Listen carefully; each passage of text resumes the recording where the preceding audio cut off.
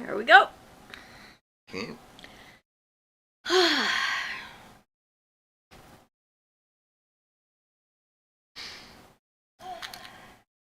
Yep, turn down my volume.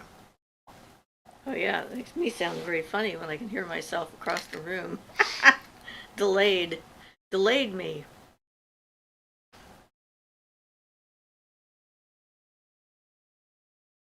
Hey, a couple people shown up.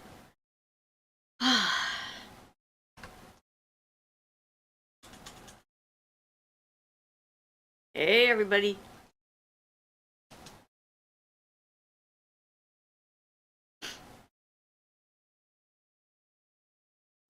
Hello, anybody out there? Yeah, there's somebody out there. Erin says hello. Hi, Erin. Jacqueline says, yay! Hi, Jacqueline. Haven't seen you in a few weeks. Ruth says hi, all. Hi, Ruth. Charlotte says hi, everyone. Hi, Charlotte. Is it just me, or does the camera look out of focus? I have no idea. I don't think so. You don't think so? Nope, I don't think so. I think I'm focused enough. Dan says, hey, everyone. Hi, Dan. If you guys think I'm out of focus, let me know. Let me just block out the camera. Okay, we're going to go out of focus now. Sorry, everybody. Just for a moment.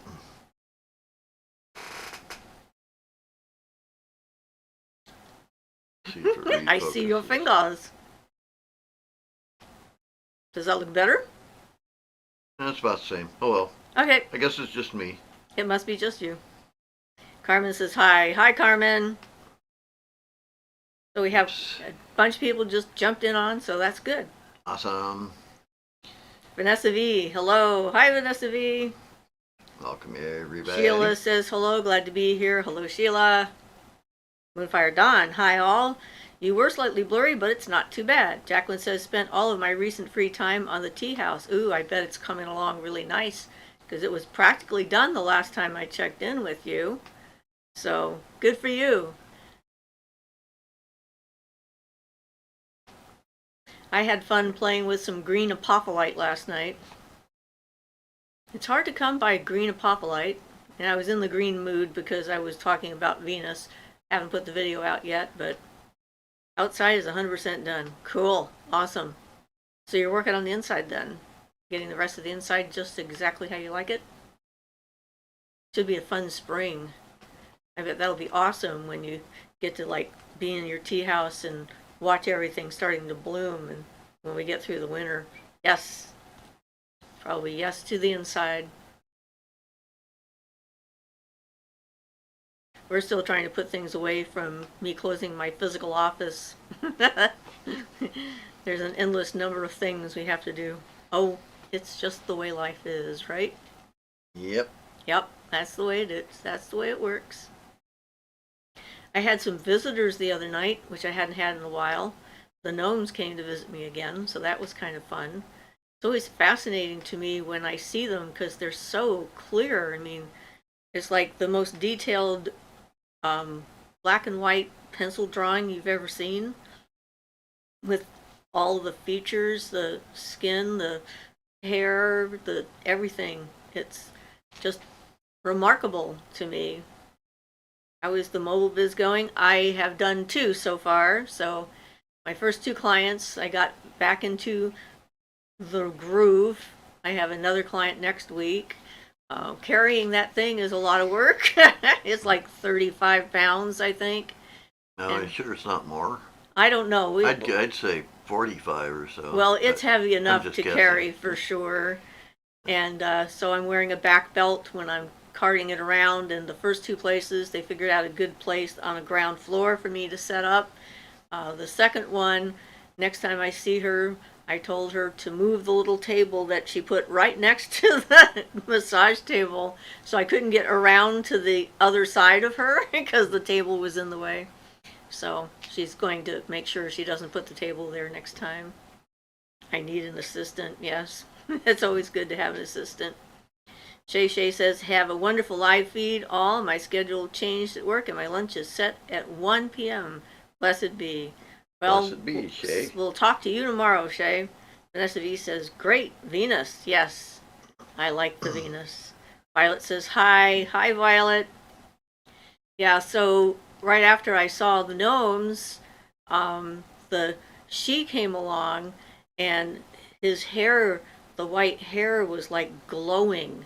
It was very and flowing around his face. It was quite remarkable. And I said hello, and I said, "What are you all doing?" And no one talked to me. They just looked. She sees us. Okay, we're done. I'm like, all right. I guess that was that. We'll see what happens next. But when I was playing with the apophyllite last night, I was tuning into that energy coming off the stone. It kind of looks like a red lined black and red matrix or something that comes off the top of the stone, and then I was interacting with my aura and pulling it around and making different shapes and whatnot. Then my aura got really super green while I was doing that, so that was sort of fun. So I enjoyed that. So yeah, it's starting to get cold here. We now have to buy a lot of pellets. Yep. Pellets everywhere. You see those candles on the wall behind you there that are all askew now? Yeah. Just about 2 days ago, I just straightened those up and made sure they're. Oh, and then they said, yeah. Then I went having to pound on the wall for the tarp. Oh, on the outside. Yep. I Knocked see. them off again.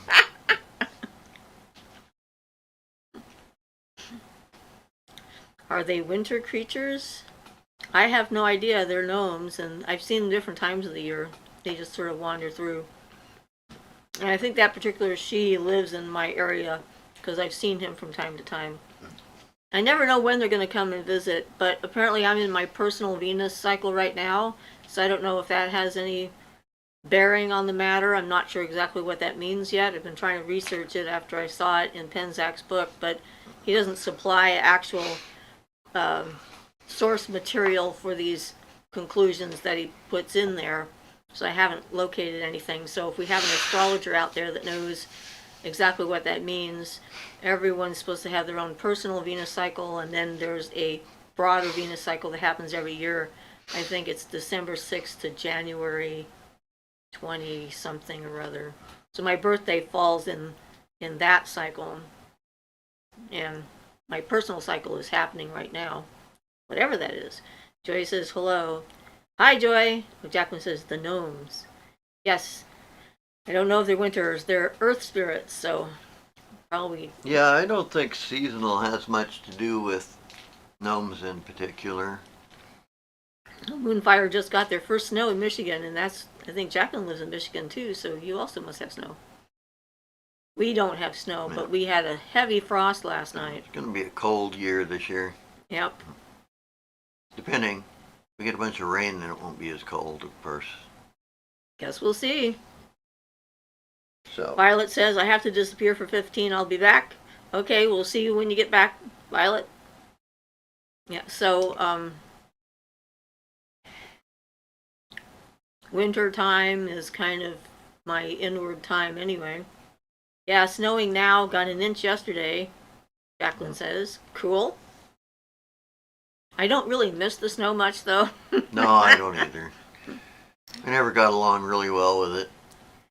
Well, I mean, I enjoyed it when I was in it, as Yeah, far as well, that I don't goes, want to be in but any 10-foot snowfalls like you were. yeah, that was pretty exciting. A couple of inches too much for me. I don't know how many times I actually drove my vehicle into a ditch, especially after the snow had been down for a long time, because the tractors come along and when they're plowing the road, the snow piles into the ditch, and then you don't know where the ditch is anymore because it just looks like the rest of the road. And those things really like to grab a hold of your wheel. Shoop. And there you are, stuck in a ditch. So yeah, I had one of those things that happened when I was up on the mountain and was coming down and slid around the curve and went into the ditch, and then a car came down, or a truck, and then they decided to try and pull me out, and they like put a rope on the front of my car, and then they pulled themselves into the ditch as well. So then there were two of us, Then a third vehicle came along, and I'm thinking, I don't know if this is a good idea. But he had a winch on the front of his vehicle, and he attached it to the opposite side of the road and managed to pull us out without putting himself in the ditch, too. So I think it took about an hour altogether. Good thing it wasn't very cold. When it snowed up there, it was warm because, it's not minus 40 while it's snowing because the clouds hold the temperature in and stuff, so it wasn't uncomfortable. I always thought we should meet there every year and have a party to commemorate the event, but, it didn't happen. Everyone moved on to their own devices later down the road, but it is always interesting. Living in a place like that, people took care of each other, because if you were on the side of the road, pretty much everybody stopped because they knew that it could be the difference between life and death because it's cold enough. Moonfire Dawn says, I have wrecked so many vehicles, thanks to Old Man Winter. It's pretty but dangerous. Yep. Yeah, I haven't wrecked any, but I went into a complete spin on a bridge once. That was frightening. Right in the middle of a bridge, so I'm lucky nobody else was coming either direction. I could have went right off the edge. We had a crazy local story here this week. A 75-year-old woman was going 112 miles an hour down the freeway. The police put out 7 times. They put out spikes to spike her tires, and by the time she finally came to a stop, she had no tires, but she kept going. And we still don't know why. It's one of those mysteries we'll probably never know. Like, what were you thinking, lady? What was going on in your brain? Makes me curious. But anyway, yep. I'm feeling relieved that things are moving in a better direction, I think, esoterically and politically and whatnot.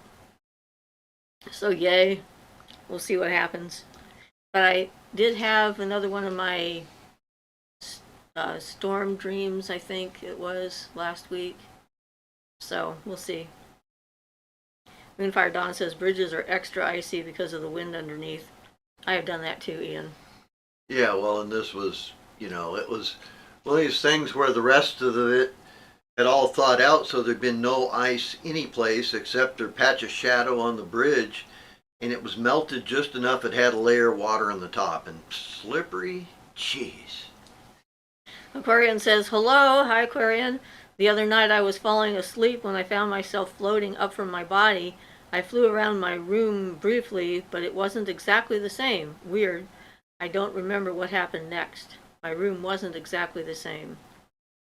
It's interesting if your room wasn't exactly the same. Well, that's what used to happen to me when I was younger, when I would end up spontaneously floating upside down above my body, was things weren't always quite the same.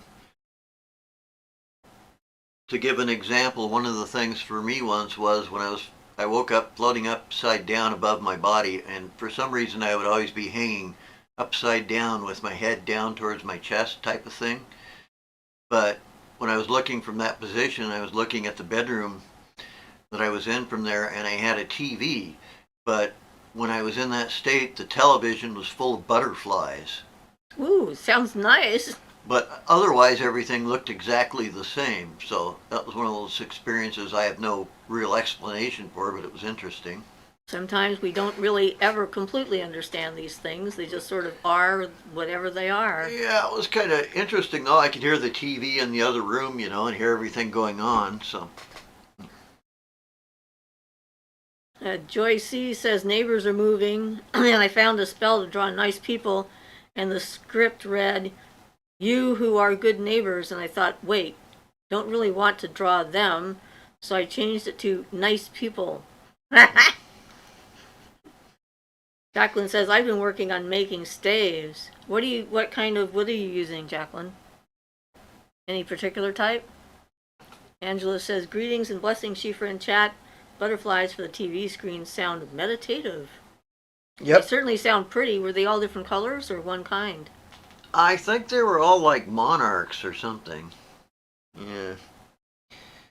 So staves, and that would beg the question, are we talking rune staves or staves like staffs?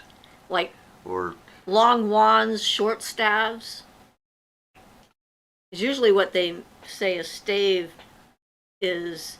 Like my lunar wand is basically a stave because of how big it is. But yeah, dealing with, I was just reading some rune stuff, which is why that came up right now. Yeah. Making staves. Lulu says,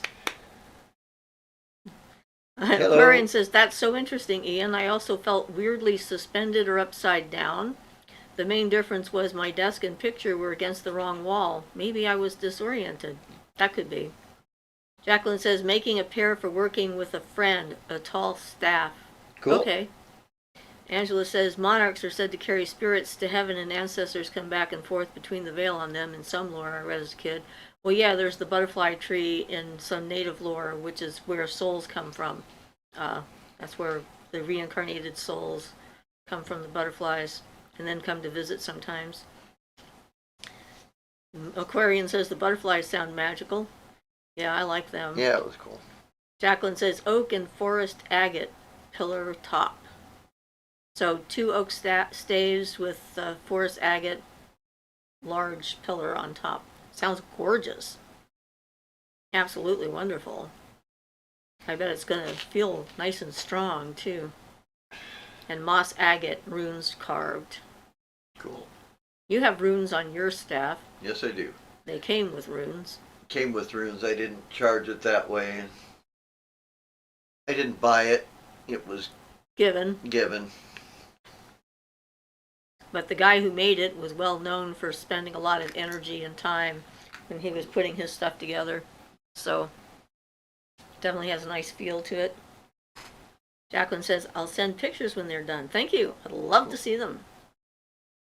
It's always nice.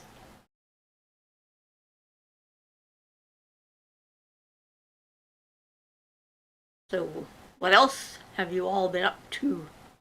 Or what do you want to talk about? Or what do you want to ask? Yeah. Yeah. Subject matters. We're always on to those. We love them. Any magical subject that we have any information on. Right. As a caveat. Moonfire Dawn says, I went through a stressful phase, and when I was stressed, I would pop out, feet up, almost like something pulled me out and held me by my feet like a baby. Went on about a year, hasn't happened since. Yeah, that's interesting. My stuff went on for a while and then doesn't happen anymore either. I wish I remembered what I was dreaming about or experiencing when I was having my foot surgery. I just remember that something was happening and that my brain had been quite active and like I'd had a dream, but I don't have any conscious memory of it. I thought it'd be kind of an interesting thing to see what it was about, if it was about the people that were in the room or if it was something else. Angela says, working a lot of plushie magic with my collection of stuffies and dolls. Got a few new doll hats, are finding their purpose. Sounds like fun. And yes, I do have my dragon statue handy. How are you doing? Yeah, there he is. He's a fire dragon. Vanessa V says, I had a dream like that too this week, but there was a strange dog in my room who wouldn't tell me who he was. Close to the vest, was he? Always love how they have, the Chinese and Japanese dragons always have like a pearl or a ball of something. Usually it's supposed to be a pearl, but I made this look gold because it was like, ceramic. But yeah. He's a nice dragon. I like him. Moonfire Dawn says, plushie magic. I thought I invented it as a kid, but here we are. I love this group. Aquarian says, I love that style of dragon. Joy says, ooh, very pretty. I have an all red dragon. Maybe I'll add some gold. Aquarian says, that's so pretty. Yeah, I actually picked this thing up, I think, at Ross's. It wasn't anything special. It was just like regular ceramic kind of color. It wasn't colored at all. And that's what I often do is I like the shape of it and the potential energy of it, and then when I paint it, I'm putting energy into it and making it like unique, one That of was a a kind. really good red color you used for that too. Yep. Thick gold. Yeah. Red and gold are nice combinations. Angela says it's a pearl said to be magic, and when you touch it, it creates more pearls, or gives knowledge depending on the lore. Yeah. Pearl of wisdom. Glowing, translucent Yep. pearl. Yep. Jacqueline says, I love dragons, have tons of dragon statues. Yeah, we have a big one in the house that was my granddaughters decided to name it Falcor. Oh, did she? Okay. Yes. She declared that its name was Falcor. I didn't know that. Yes, she likes to name everything. She named her vacuum cleaner. She named the plushie she has for her bunny rabbit. It has its own name. I think its name is Angela, but I'm not sure. I can't remember. Maybe Sophia. I don't know. She'll know if she's on. She'll let us know what her rabbit's plushie is called. But she likes to name things, and it's a big one, and it's green. It's a green dragon, green and gold. I'm gonna have to do some repair on it, so I need to get some Bondo or something like that because it's a chalk dragon, one of those types. And over the years, things have hit it and gotten chunks out of it. Chipped, yeah. It's gotten chipped. So Desiderata said something and took it away. Angela says, never ending story. Falcor is a good dragon. Name one after. He has sweet, gentle vibes. Oh, Yes. is that where that's from? Yes, he's a luck dragon. Big fan of the never ending story. Yes. Desiderata says, looks like a Welsh flag dragon. Really? I thought that the Welsh dragons had wings, and this definitely does not have wings. So I figured it was like a Chinese, Japanese, Korean dragon, because they are the wingless types. But I don't know.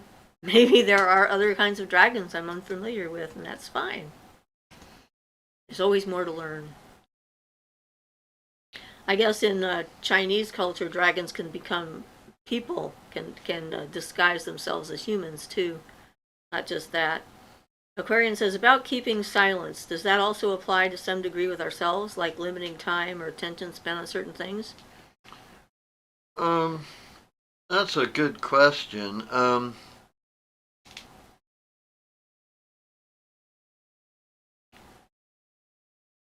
thinking. So it kind of applies, I would say, but it's the way I would put it is that like keeping silent about certain things that you experience or things like that will allow you to spiritually digest them better. If you talk about them, you're immediately doing two things. You're giving that energy to another person who's going to think about it and think about you, and their thought forms are going to mix in with it. So, to a certain extent, you dilute your experience anytime you tell it to somebody like that, just to a certain extent. But then the other thing is, because if you don't, and you let it build up its own energy and you let your body work with it and digest it, then you can incorporate that fully. And then once you've incorporated it, you can talk about things all you want. So it can really help to let things settle in. And not just for positive stuff. Because when I was doing sweat lodges, going up to the medicine wheel ceremonies in Okanagan Valley in British Columbia, one of the things that they talked about up there as well was not talking about what happened in sweat for at least 3 days. And I've noticed that 3 days seems to be a pretty standard time frame through which to absorb and incorporate energy. If you're getting rid of negative stuff, if you talk about it too soon, then it comes right back. I had that happen when I was doing a distance healing when I lived up in the Kispioks, and I did the healing on that young girl who had the ulcer. And I allowed the thing that was attached to her to attach itself to me as part of the process, the unfortunate's method for doing that, and to get rid of it for her. And as soon as I started talking about it, right after the event, I felt it reattach, and then I had to do it all over again and get rid of it. So after 3 days, then I could talk about it, and the energy had dissipated enough from the attachment that it didn't immediately come back. So I think it's not just for positive stuff, but for negative stuff Right. too. And one other thing I'd like to add to that, to fill it in about the time, limiting the time aspect. Um, what Barden mentions, if you're working for yourself or something, if you give it time, the subconscious can work against you. It's recommended as much as you can for things to have it, if you're doing it for yourself, like it's happening now, the very present, this instant. So if you're trying to accomplish something, while you're doing it, you imagine it happens now. If you want it to last for the rest of your life, like you're trying to give yourself some kind of ability, you can certainly charge it up with the fact that it will last until you die, or last permanently, but giving a termination to it will help. And then the other side of that is balance. And I think that may be part of what he or she is asking about, limiting time or attention spent on certain things. If you overindulge in anything, then you risk becoming unbalanced in that. So if you're going to be working with a certain kind of force or what have you, if you just work on that and nothing else, then you can easily start becoming more into that energy field and less balanced overall. So as with everything else, use your senses and don't, like, moderation and balance and boundaries are important factors in order to make things more controllable, that kind of thing. So it's like, it's a wonderful subject because it can cover so many different things. And then being silent in your thoughts allows you to experience things on a different level. So that's yet another kind of silence, to keep silence. But yes. Jacqueline says, I watched your video on your bear. Plan to do some plushie magic this winter for shadow work. Awesome. I highly recommend it. Desideraatum says, yep, you're right. Welsh dragon does have wings. Just got here. Howdy. Hi. Wonderkin named Hearthwitch had a cryptid sighting of some pale crawlers and said in the UK that they're called bogarts. Okay. Everyone, I'm sure, has their own names for all that stuff. The wall crawlers, I don't know if you're calling about wall crawlers like I mean them or not. Pale crawlers, it says. Yeah. But yeah, the ones I've seen I call wall crawlers because they crawl on the wall. That's where I find them in paranormal investigations and see these things just clinging to walls and that's just climbing around the walls and are attracted to negative energies and stuff. Jacqueline says, I agree with Ian. I don't tell my husband when I'm working magic so he doesn't interfere. Yeah. A lot of times, people don't intend to, but it's just the thought forms and stuff. Can make a difference, yeah, if you become sensitive to it especially. I feel like I have something in my eye and I can see a hair, but I can't find it. All right. Can't see it from here. I know, but it's right in front of my eyeball. It's gone now, I think. It's over to the side. Okay. I can live with this. You just never know. Yeah. But anyhow, yeah, there's just so many different things that are out there and things that people call stuff.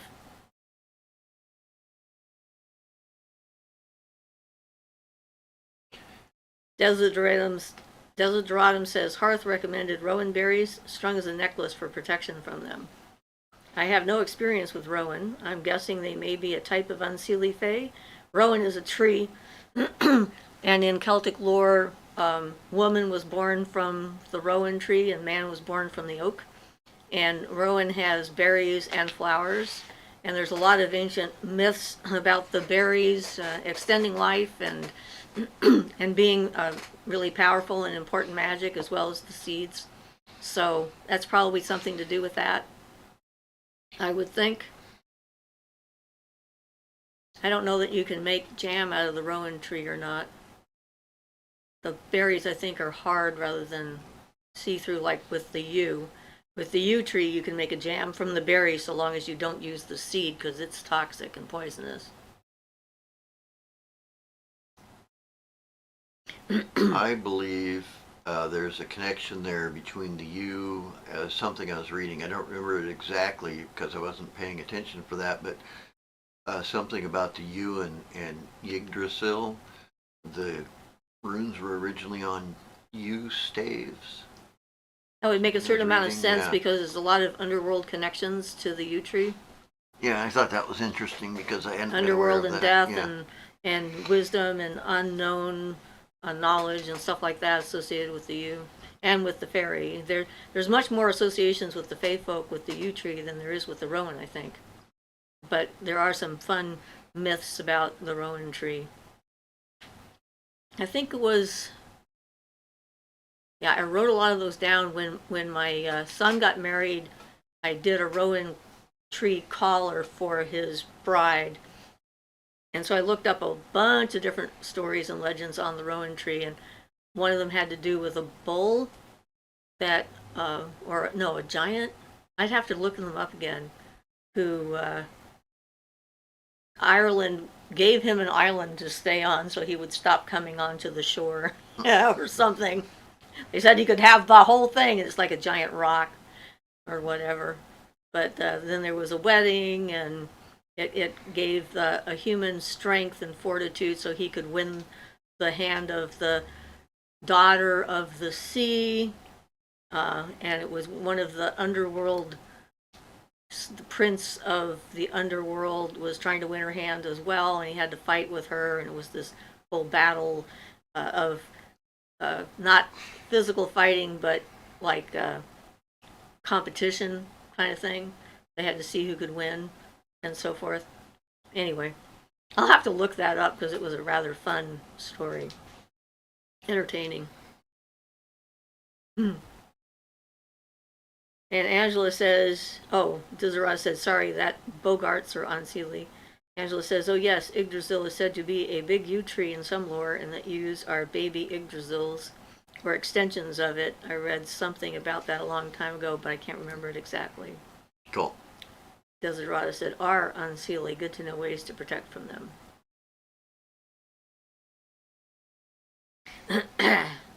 But yeah. So he's, okay, I guess the Bogarts, the pale crawlers or Bogarts, are unseelie. Gotcha. Took me a minute. But it's always good to know ways to protect yourself if they work. Not sure how well garlic works against vampires, but hey. If I ever run across one, I'll let you know. We know it's good for fighting colds, which sucks your life force out and makes you feel exhausted. So True. maybe that's the same kind of thing, right? I don't know. That's one of the things I like about our path. There's so many different ways of seeing things and looking at them, and so many different histories and mythologies and stuff out there. Very true.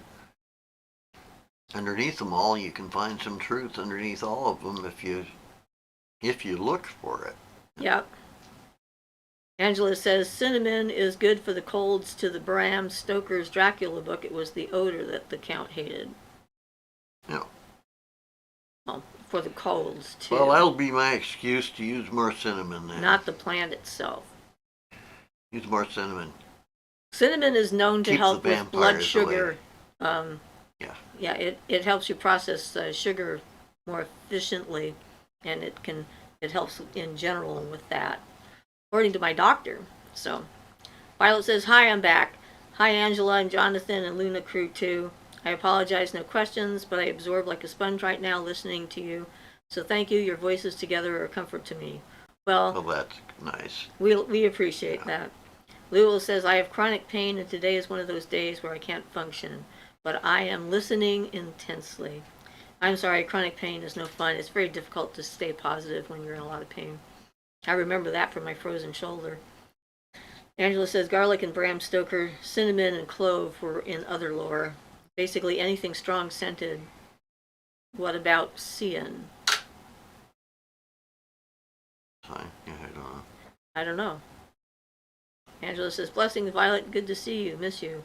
Is that the color, or is that a plant? Is that short for cyanide? I don't think so. But... Oh, cayenne pepper. Oh, I see. Okay, gotcha. What about it? I can't handle it myself, so it's a really good thing to keep me away.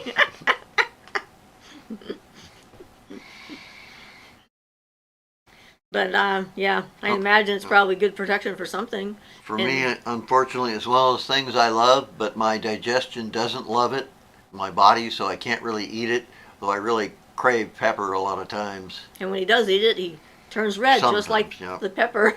Yes, I do. His Whole skin face turns red. turns bright red. And then it breaks out, flakes off, and Yeah. have a bad reaction to it, yeah. Everyone's body is just so different.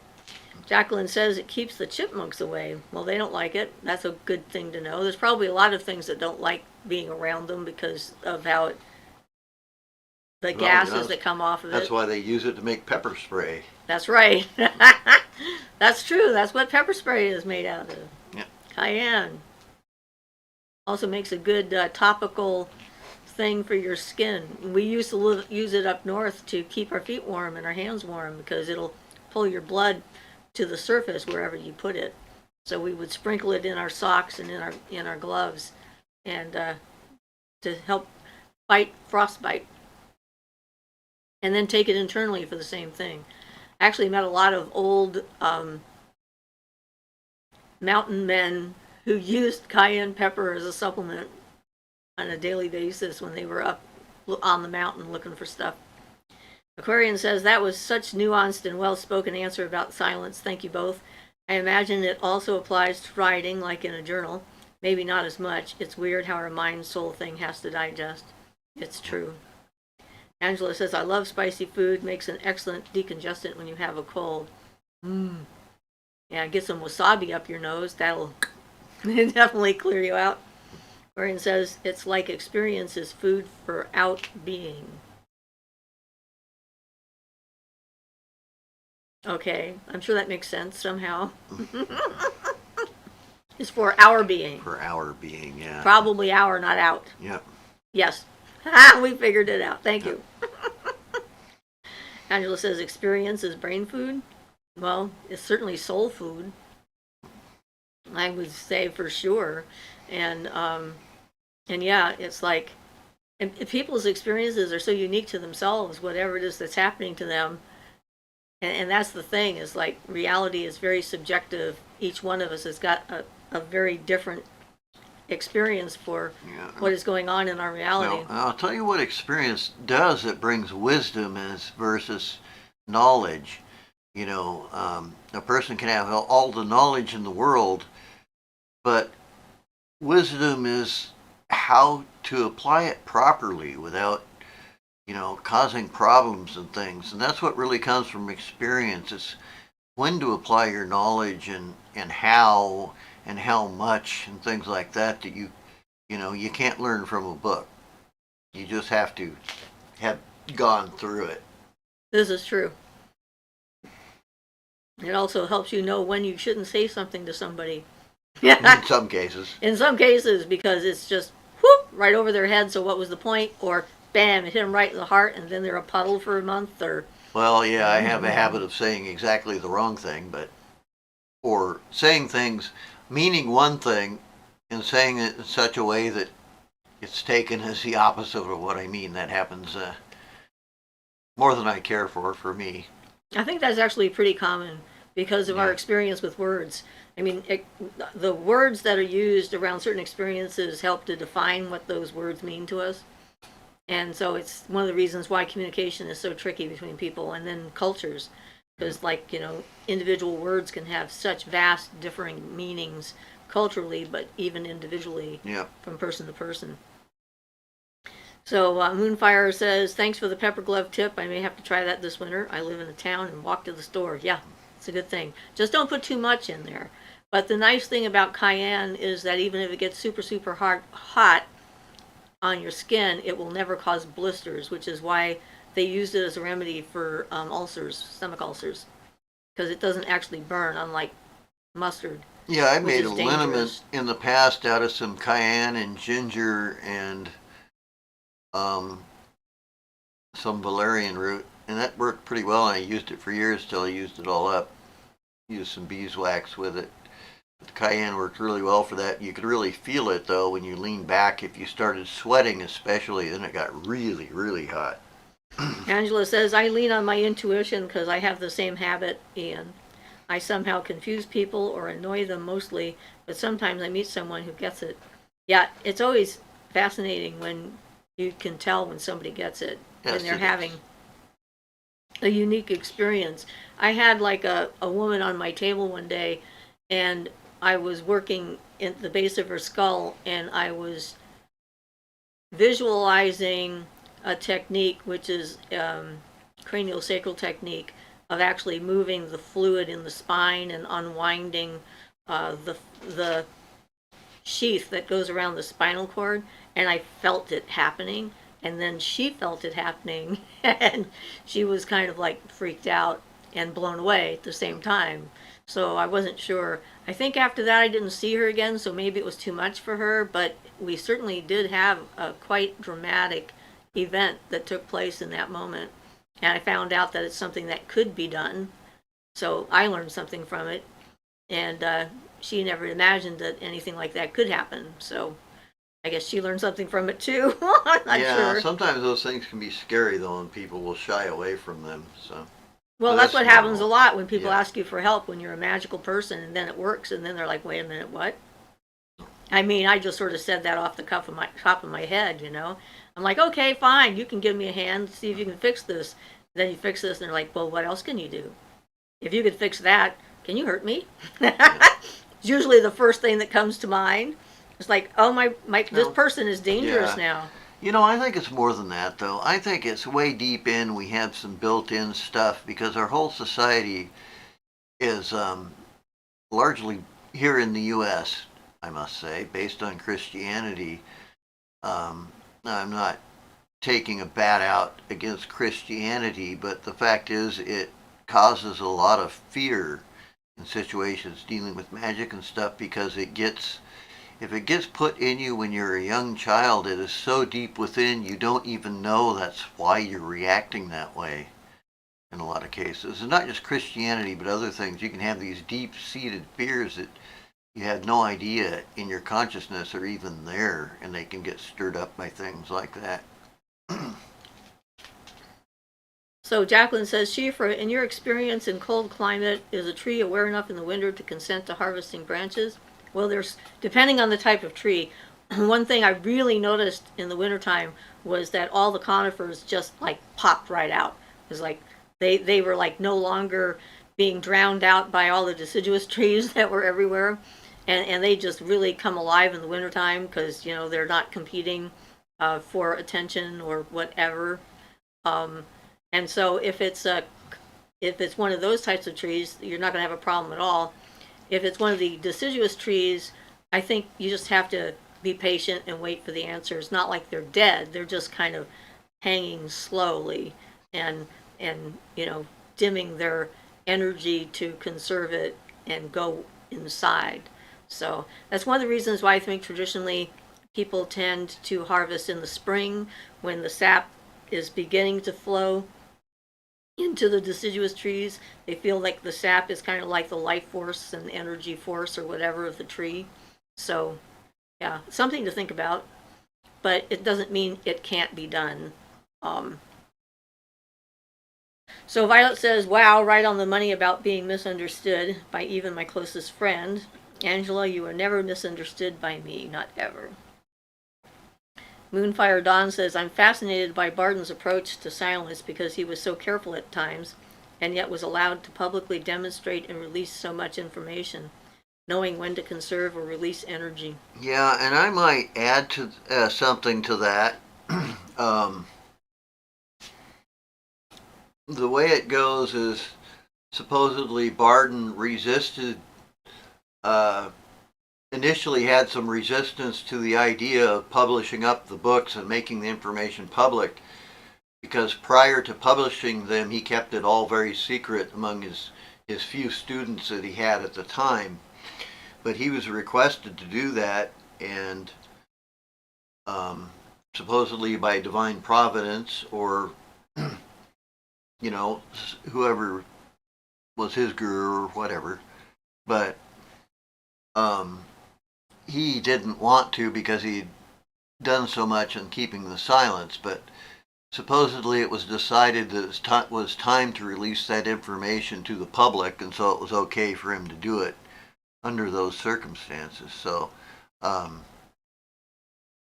he sort of had special dispensation, I guess, is what I'm saying, even though it caused him a lot of difficulty, like stirring up the black magic groups and things. Well, in a lot of ways too, I think that when you're sharing genuine knowledge, the people who aren't meant to understand it can't comprehend what you're saying. Well, that's so true. It's like an open secret. It's like you can tell everybody exactly how it's done, and maybe one person in a million is going to go like, oh. Yeah, it's the Akasha hides that stuff. It's just sort of... Yeah, it sort of blanks their brain, and they can't really grasp the significance of the words that you're using and that kind of thing. Yeah, it's an interesting veiling effect. It really does happen, and you can get yourself past it. I mean, not permanently, but you can get yourself past it. On occasion there. So Angela says, thank you, Violet. I don't misunderstand you either. Some people just get it.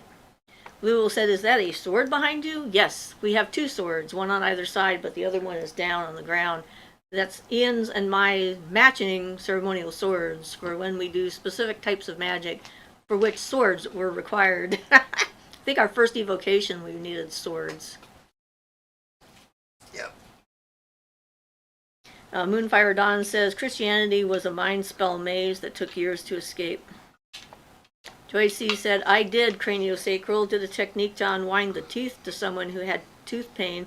We both felt the teeth moving. He thought it was amazing, and it got rid of his pain. Awesome. Moonfire Dawn says, Barden resisted till the last minute to write. Barely got to finish. Yeah. That's true, he did. In fact, he had one more novel on the way. Or not a novel, but excuse me. He had one more instructional book on the way. But when the Germans took him and then he died of pancreatitis, he had only published he'd only written a couple of pages of it. So those couple of pages are existent, and they put them in I believe it's in the back of Frobado. So we have 3 or 4 pages of the next book he was going to write after the Kabbalah book, but the rest was lost, and whatever else was there was destroyed by the Germans when they got him and took his talismans, and which they were gold, so I assume the Germans probably melted them down. Yeah. Well, they did that to any gold that they found, for sure. Evil people.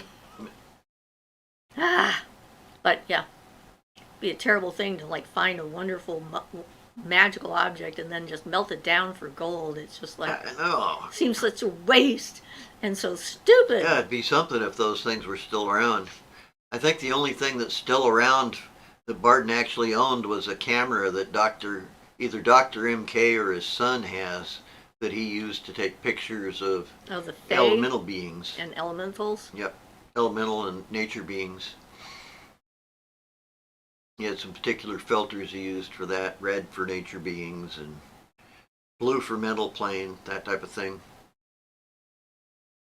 Yeah, we thought about experimenting with that at one point, but we didn't. Not too many things to do. Too I many know. things to experiment with. There's lots and lots of stuff to do. That's the thing, is you have to pick and choose what you're going to focus on. Yep. You don't have a choice. You cannot focus on everything. I think that's why reincarnation happens, is because we get these ideas and we really want to find out more about them, but we run out of time. And so then we come back to try and find out that piece of information. And then while we're doing that, other things pop up and go like, well, what about that too? And then bam, here we are again, trying to figure that out. So yeah. It's interesting. Somebody wrote in and was asking about planetary magic, and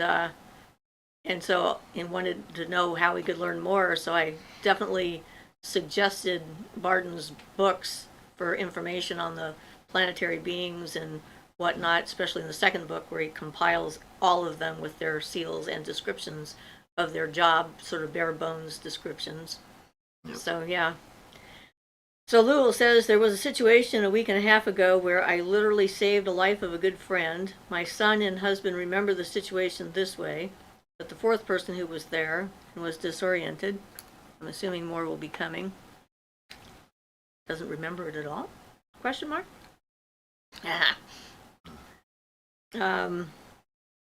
Now telling the story in which he is a hero because we are 800 miles away and can't contradict. Oh yeah, well, we are all the heroes of our own story, right? That's the way that works. So, as people often rewrite history that way, make themselves a larger part of whatever story it happens to be. Yeah, so much of that stuff happens, on such an unconscious level, people don't realize they're doing it a lot of times. And Lulu says, "Oh well, people like to make themselves look good." Yeah. It's true. Yeah. There's that as well. And if there's no one to contradict you, okay, here's a funny story. When I first met Ian's friend, Mitch, Mitch told me a story from Frabado, the one about the guy where, Frabado, Barden, told him that his ability to withstand and stop himself from fulfilling fate was limited, and he didn't believe him. And he says, okay, so you're going to be attacked if you're at this corner at this time of day. And so he says, well, that's fine, I just won't be there. And then the day goes on, he forgets about it, and he finds himself there, and Barden is there to actually save him from what's happening. He says, this is what I told you.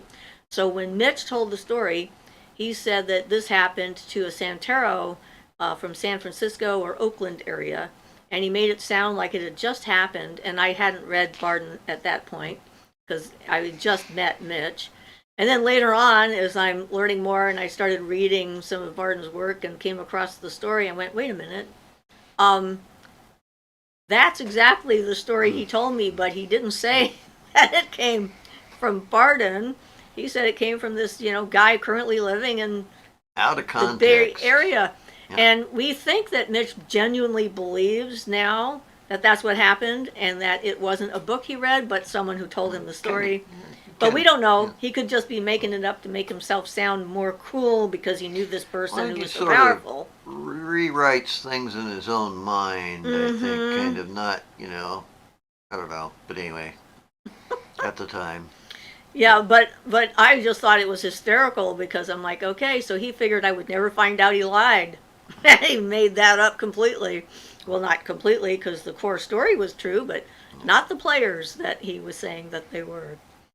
And he was the one who, he told Ian at one point when we were first getting together that I was too free with my opinion, which I thought was very funny, considering I had a hard time getting a word in edgewise with him. I have never met anyone who could talk a person into complete and total unconsciousness under the table. And yeah, it was just amazing. That man was something else. So that's why we didn't end up together, because I'm like, okay, that's not going to work. So Lulu says, recollection may vary, Queen Elizabeth II. This is true. Catherine says, any chance that someone else read the book and told your friend a variation of the true event? No, he was a student. No, he read the book. He read the book. I'm certain of that, yes. He absolutely. Read all they were stuff, in an organization together. They were doing this together. He was tutoring, I guess, or thought he was mentoring Ian in the magical arts and felt that he was a student of his. So, yeah, no, he knew. I have no doubt. But in any event, it doesn't matter. It was just humorous that, okay, got caught. Yep. I didn't say anything at the time. I just thought, well, that's interesting.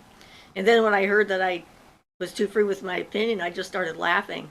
Like I hardly ever got an opinion in. He wouldn't let me. So anyway, Moonfire Dawn says that was one of my favorite Frabado stories. He went above and beyond, and the guy was a somebody too. Franz got in with politicians and stuff.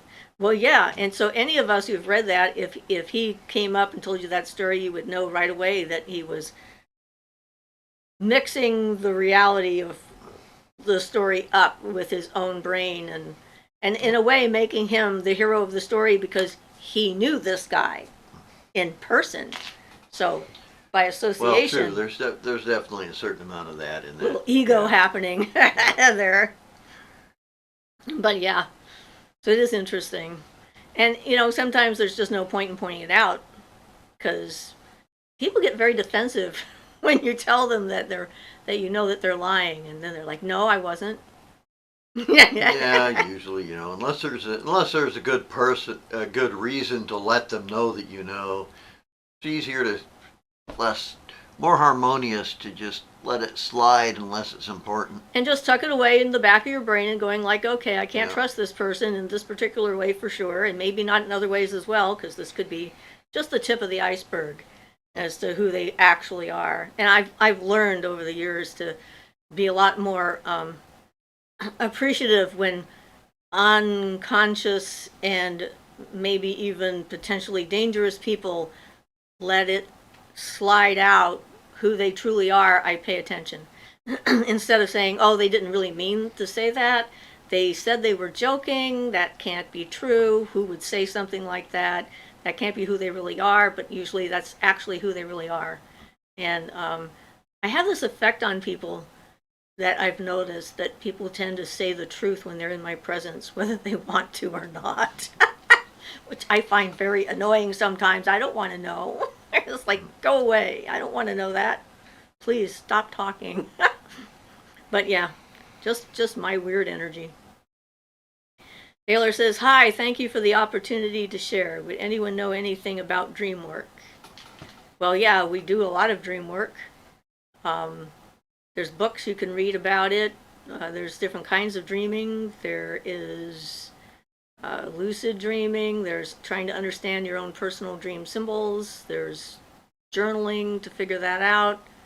I don't recommend any of the books that say these are what these symbols mean in everyone's dream, because that doesn't make any sense. Yeah, they're individual. Yeah, very individual. I mean, some are sort of universal, like, sinking under the waters, sinking into your unconscious or something like that perhaps, but not even necessarily that. Vanessa V said maybe he thought that because you would try to talk.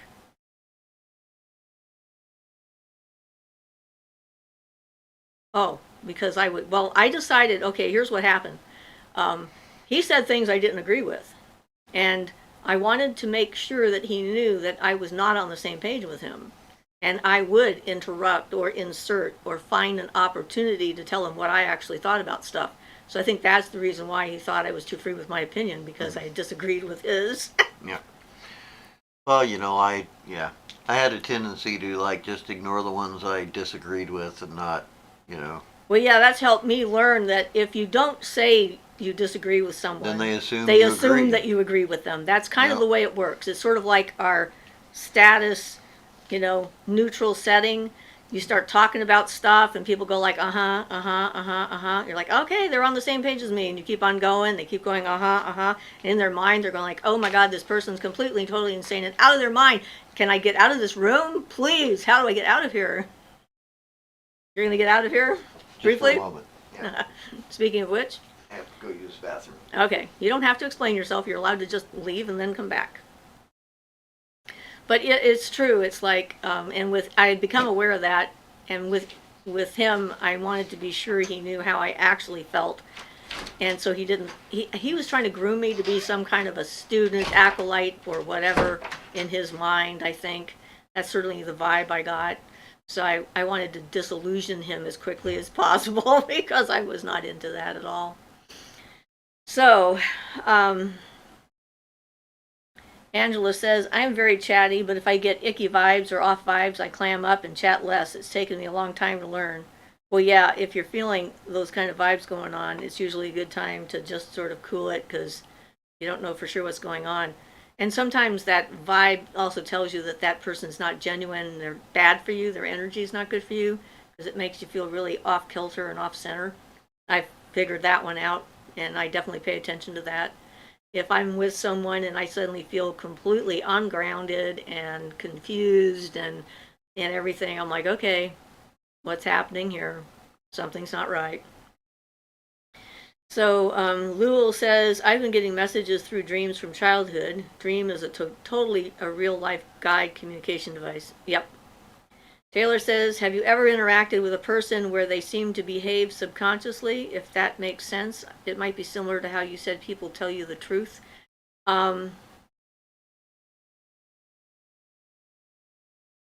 It's a good question. I think that maybe that's true, that may be how that happens, is that I'm more able to notice when they're doing things like that. It sort of shows itself to me. And I think a lot of people act subconsciously and have no clue because they're not aware of their own subconscious. I'm pretty aware of my own subconscious, and I can tell when it's trying to push me in a certain direction, and then I can decide whether to follow it or not. But most people aren't. They're not really attuned or alert to their own inner dialogue that comes up from their subconscious. So Chirundo says, hi, are you familiarized with the Golden Dawn system? I recently decided to print the Enochian tablets of the elements in order to work with them on Sundays. Yeah, we have videos on the Enochian tablets, which we made ourselves, plus the main one, the elemental tablets, and the main sigil. You might want to check them out because Ian found some inaccuracies in the Golden Dawn system. No, that's, well, that's...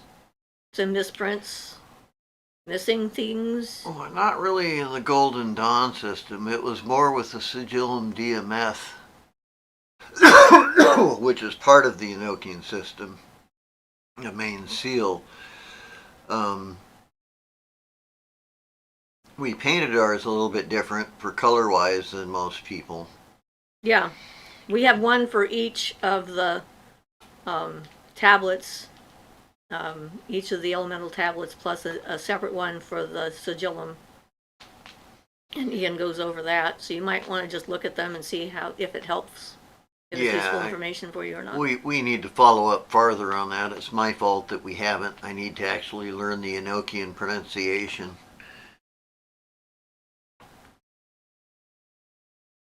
So Vanessa V says, a question on connecting with deities. I've heard from people who say they work with a goddess that you have to be consistent, like reaching out every day, but that feels artificial to me. I feel like I've been bothering if I have nothing to say. Well, I think it's going to depend on the deity and how you work and how they work with you. I certainly have several gods and goddesses that I work with, but I don't work with them every day. It's on a as needed basis, or when they feel the need to reach out to me.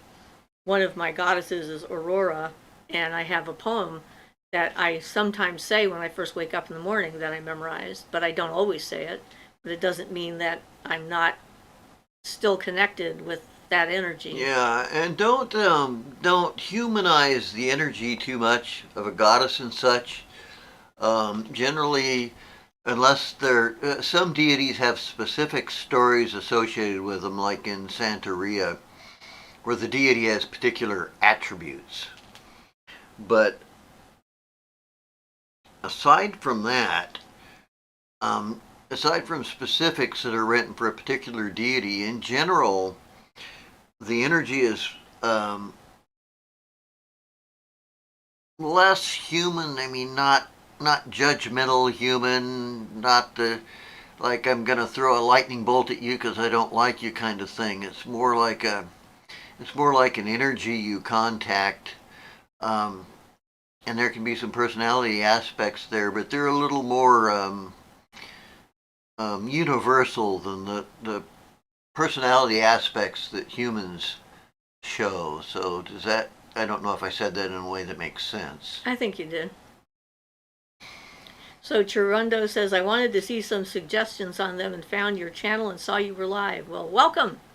And yes, check them out because we did videos on those. Angela says, do you mean the moments where people talk to you and then suddenly after a few minutes go, why am I telling you this?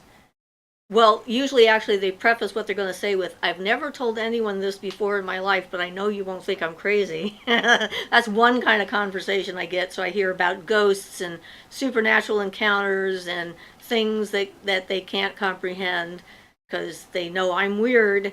And so I'm not going to judge them as being weird if I'm weirder than they are to start with. But then there are the other ones where they just tell me stuff and I'm standing there going like, why are you talking to me? Why are you telling me this? Do you realize your mouth is moving and that words are coming out and it's in the air and it's like hitting my ears?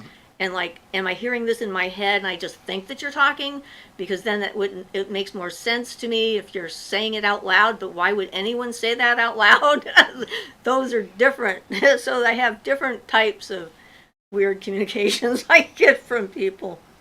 But yeah, I'm fairly open-minded and people know that, but yeah. So Catherine says, when I feel icky vibes, I go into hyper-focus mode, like tracking a predator. Yeah, it's a good idea. You have to be careful. That's all there is to that. Angela says, I've started doing that. It's like, why did the vibe shift, vibe scan running, or I leave the room? Yeah, because I think that most communication is nonverbal, and I think that's why. Unless you're talking to a sociopath who doesn't give any tells when they're lying, most people, when they lie, you're going to feel some energetic backlash because what they're saying, the words coming out of their mouths aren't matching their body language, even if you don't know that's what it is. And so that really makes you feel ungrounded, uncentered, uncomfortable, and disassociated, kind of like, what the heck? And that's usually like a lie detector kind of thing. Yeah. So if they're lying to you, it's good to know why. Feels like something doesn't add up. Yeah, something's not right. Vanessa V says, but I don't know what is the best approach. Haven't heard back from any deity in a while. Well, yeah, I mean, you just have to sort of, check them out and see.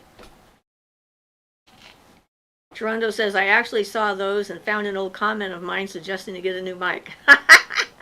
This one sounds crisp. Good. Thanks a lot. Yes, we're glad that our mic is better. Angela says, maybe do some research, and as you research, things will come up. I read mythos just because I believe you can't judge beings on myth alone, but myth is fun to read.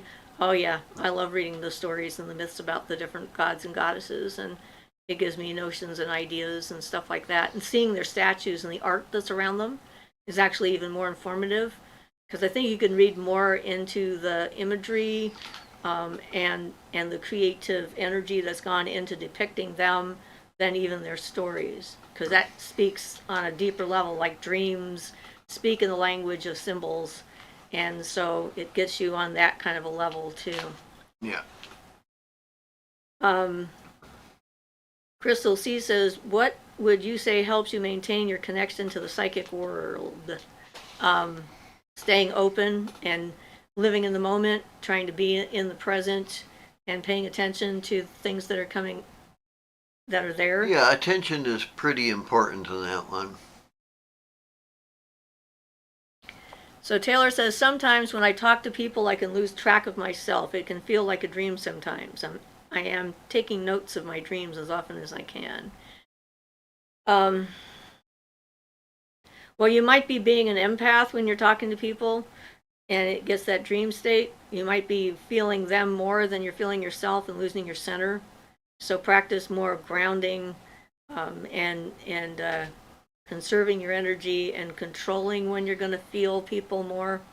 It's a process. I'm a pretty strong empath, and I've met a number of other people that are strong empaths, and it's easy for us to become completely caught up in someone else's emotional landscape.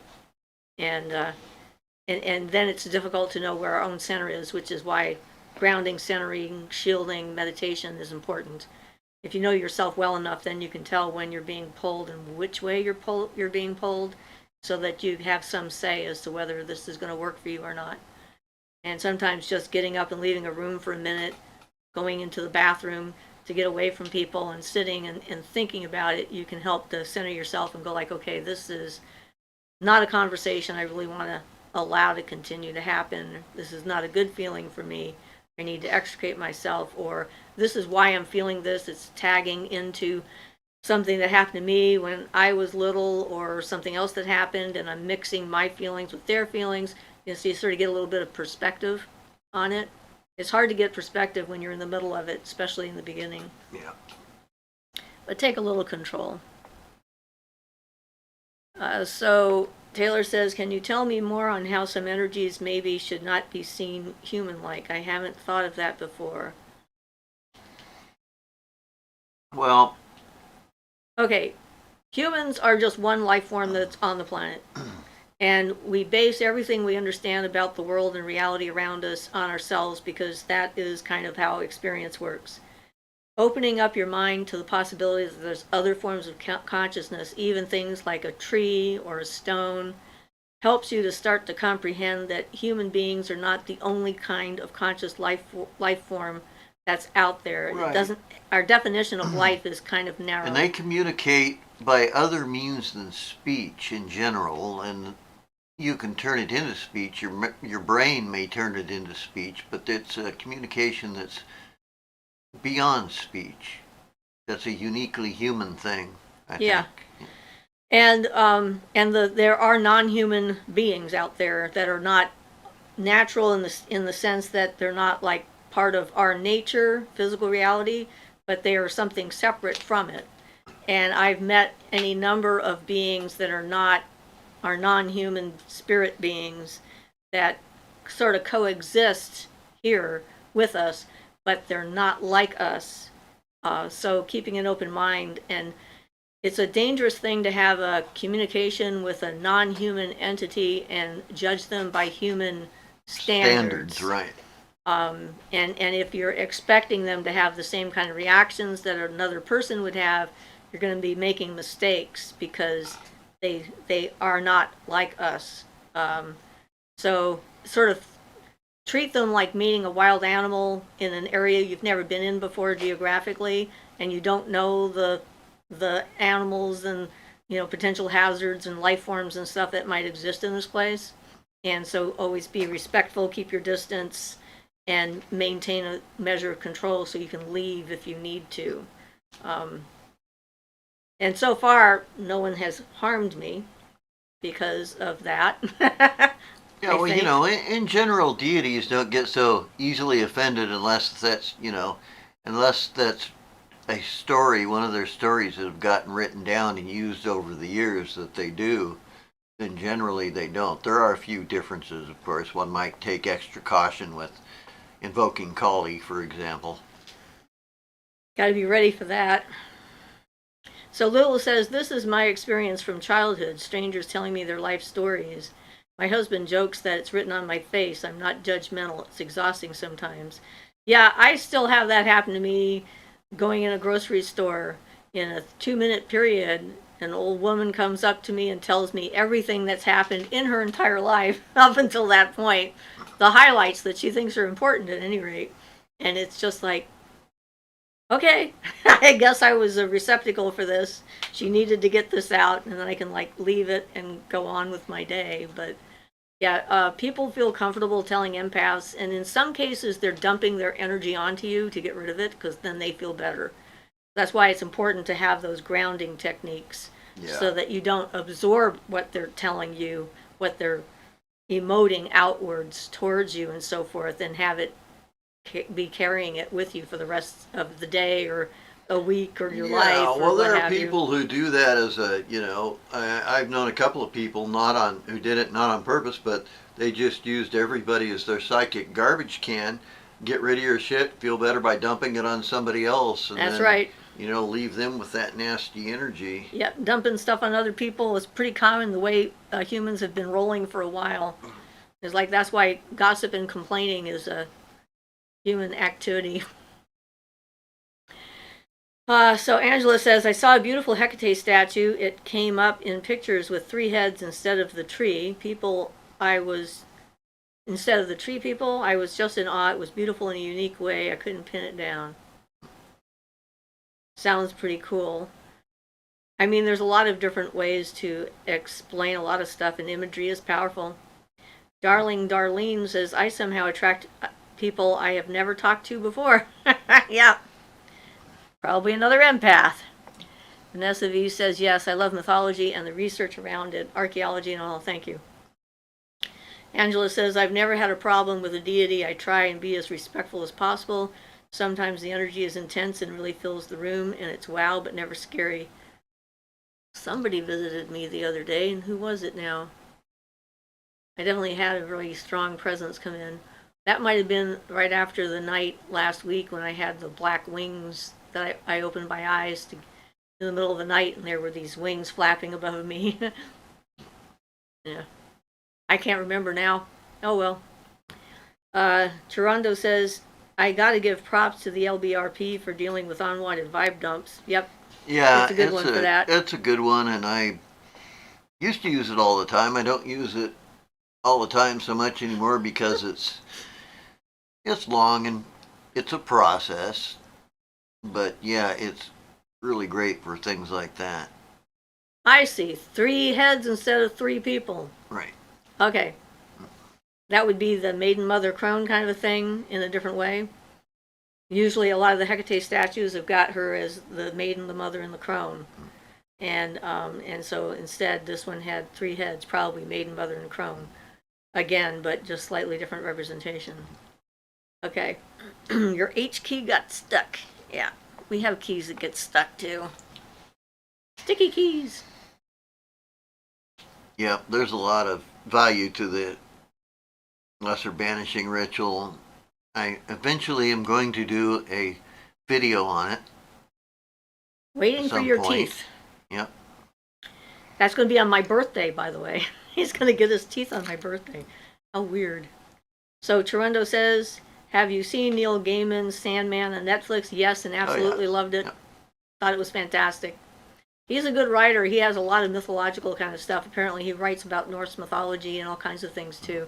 And I saw a comment in one of the groups that I'm in where they were recommending that if people wanted to know more about Norse mythology, to look up his work on that.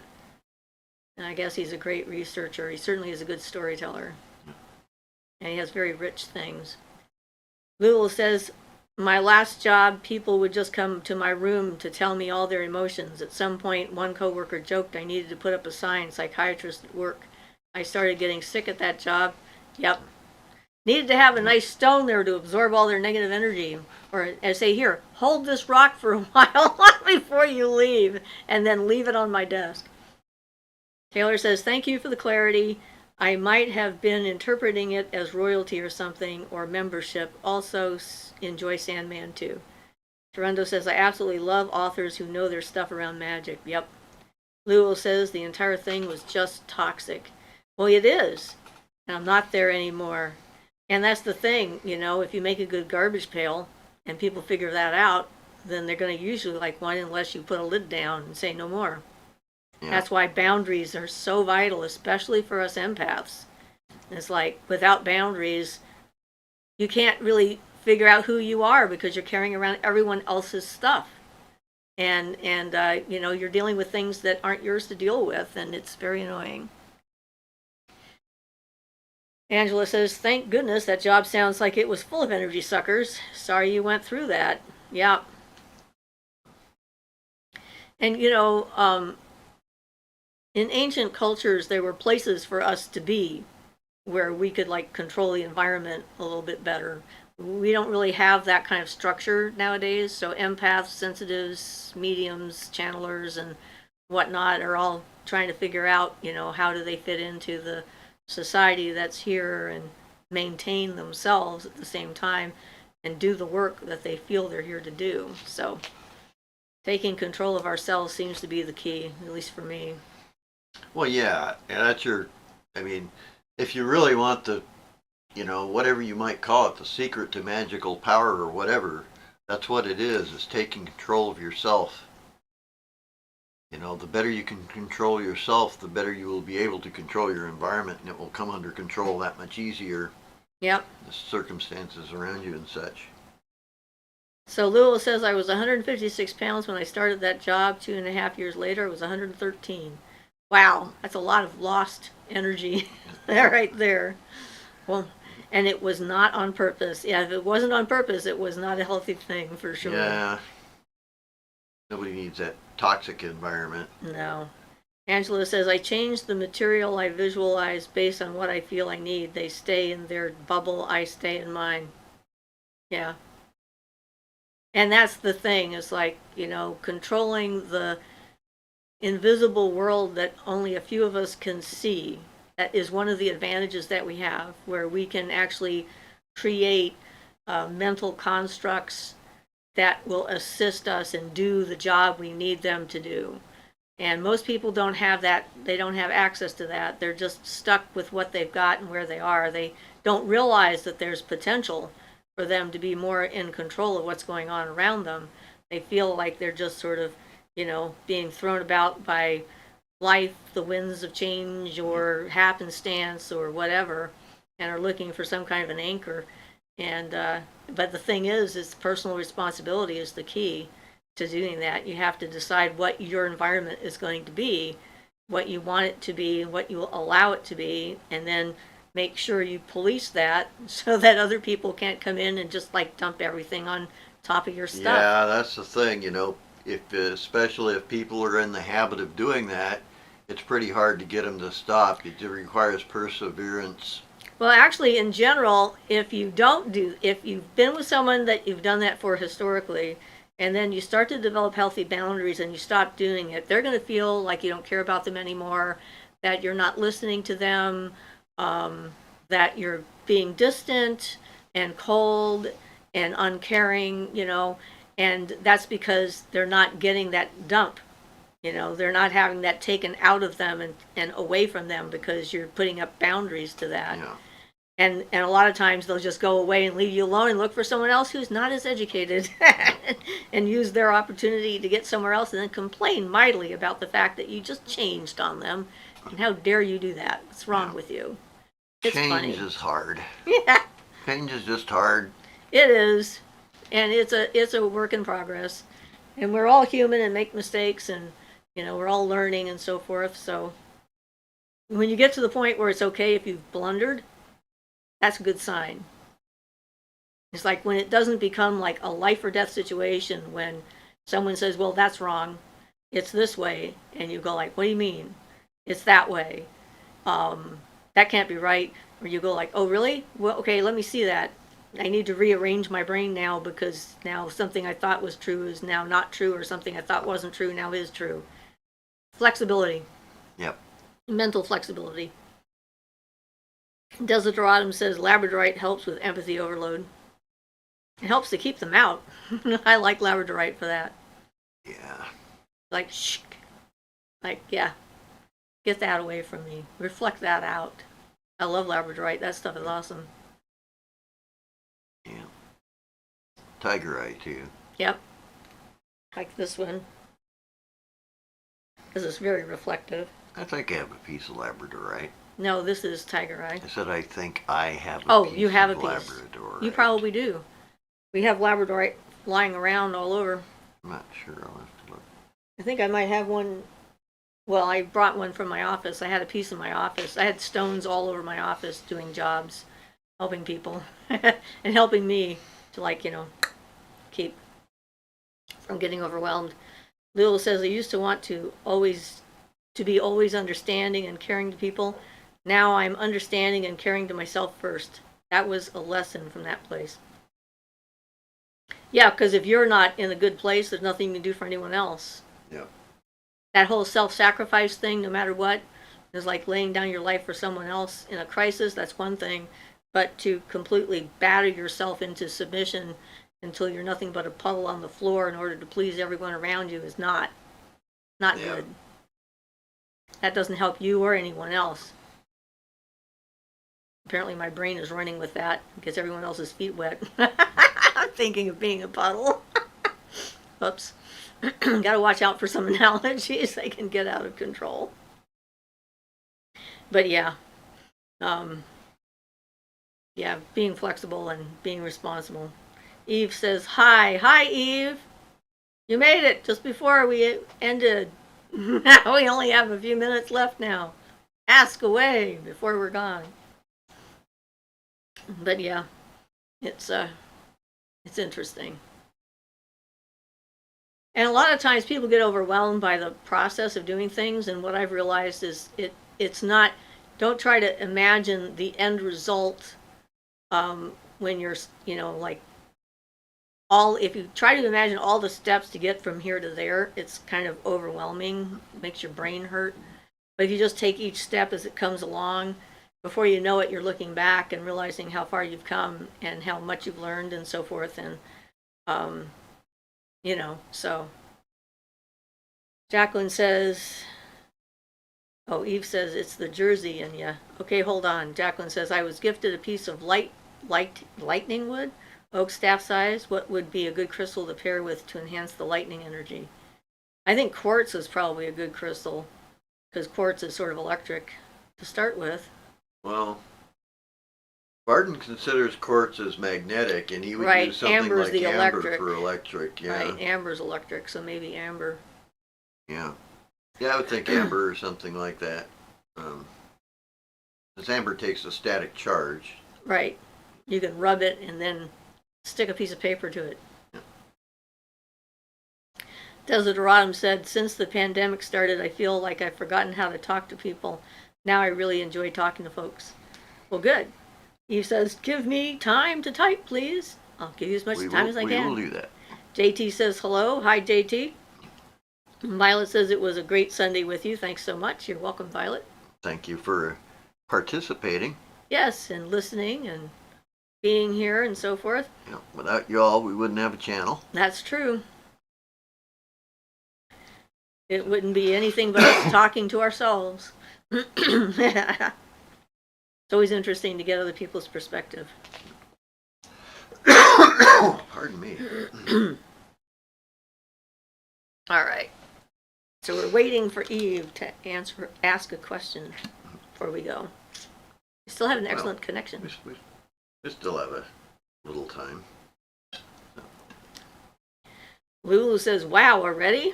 I know, time flies. Desideраtum says, at Jacqueline, sand glass is like moldavite but golden. Eve says, do you, cool, as a fellow, fly by the seat of your pants type of witch who happens to have knowledge in the ceremonial part and astrology and all that jazz, are there any particular times that you can specify? Jacqueline, thank you so much. Very much I'm waiting for the rest of Eve's question. Darling says, is obsidian good for empaths? Yes, it's good for getting rid of negative energy. Thanks for your advice and wisdom. You're welcome, Jacqueline. Appreciate it. As a fellow flybys, you have some. Any times that you can specify that's going to be better? Specifically recall where you had felt compelled to do some sort of working and then later looked back at it and saw a type of common denominator.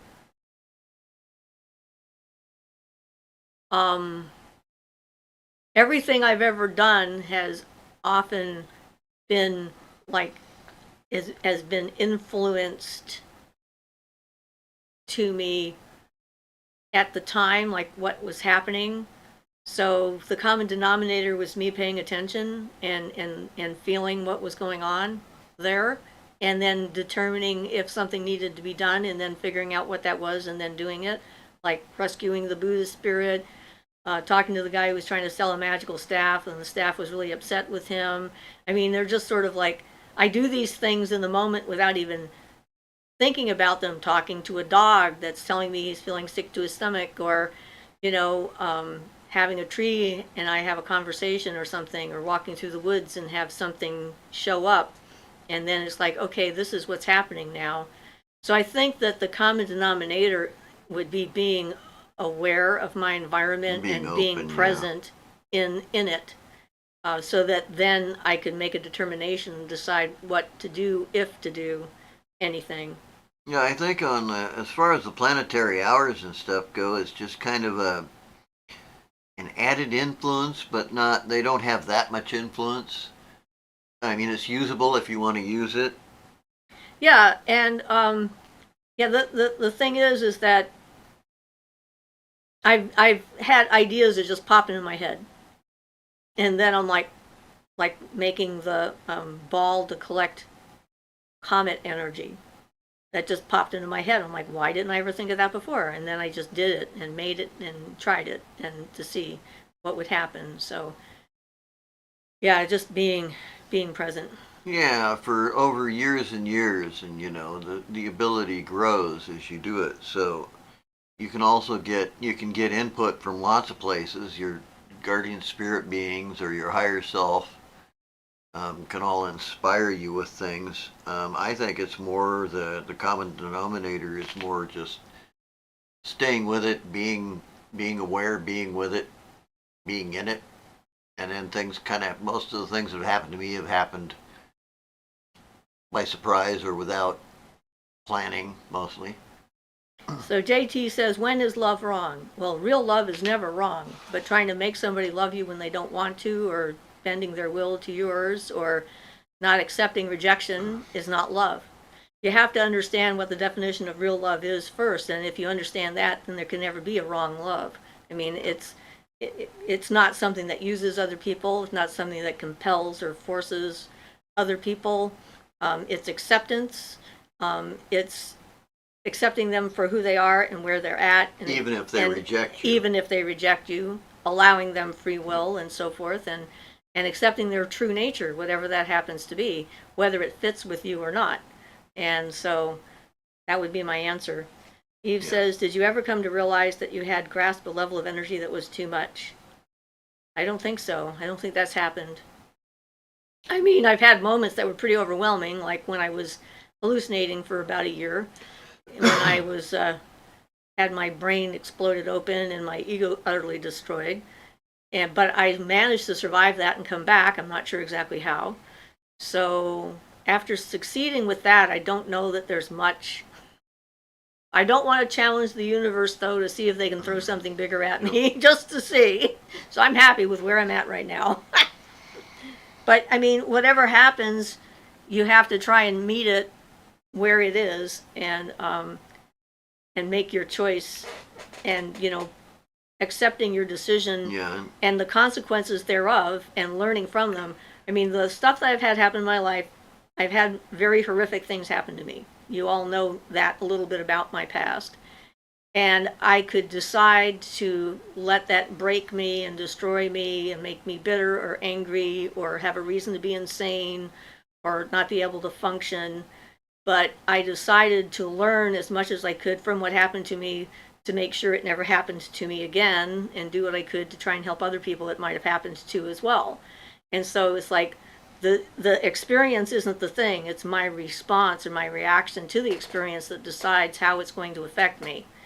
And so that would be how I would deal with whatever. And it's like the best I could in the moment. Yeah, and I've had some stuff that I've done overwhelm me a little bit, but that's just because I got I have a tendency to go too hard at it, and then it's like getting a muscle sprain or something. I sprain my brain, so to speak. So I've had a tendency to overdo it and have problems, not really grasping a level of energy that was too much, but I've definitely done too much with like Kabbalah and stuff. Yeah, and giving yourself a headache. Yes. In the moment. Yep. But then you notice it and you pay attention to it, and then you stop. And like working with the water element and being emotional and realizing, oh yeah, this is really affecting my emotions, so I can handle a little bit of this more. But then after that, I need to take a break or switch gears and whatnot. So taking care of yourself is key. So, love is not boisterous, loud, etc. Well, it's not pushy. It can be passionate. Yeah. And it can get pretty energetic, but it's cooperative and not conflictive. Well, I think this is a good place to stop before we get into another subject here. And I can't answer that question in more than 2 minutes. It's actually over our hour and a half at the moment. So, but the short answer to Desideratum is no. I've never actually had a paranormal investigation go wrong because I've been in the moment and figured it out. So, thank you for joining us and for being here and for letting us babble on and tell you whatever you want or whatever we can or what have you. So we appreciate that. And we have a new video that's going to be coming out in the next couple of days on Venus. So that'll be there. And we'll talk to you guys next week. In the meantime, you can send me messages at siofrasmagicalcove@gmail.com if you need to ask a question. And I do my best to answer questions. So, blessed be everybody. Have yourself a wonderful week. Goodbye.